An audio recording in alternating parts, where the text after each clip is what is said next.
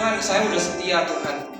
Saya melayanin sudah lama.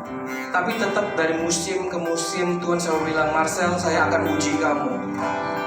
Seperti yang Pastor Bernard bilang, kadang-kadang Tuhan kasih kita ke pemberhentian 1, 2, 3, Tuhan menguji kita. Marcel, apakah kamu masih tetap setia?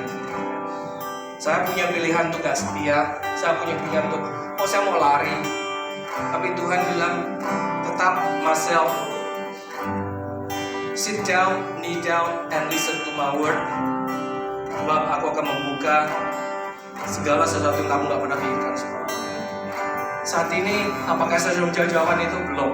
Tapi mata firman Tuhan, mata iman saya bilang, Tuhan harus sudah memberikan jawabannya ketika kita menuju pada Tuhan. Amin. Terima kasih. Berapa sih kira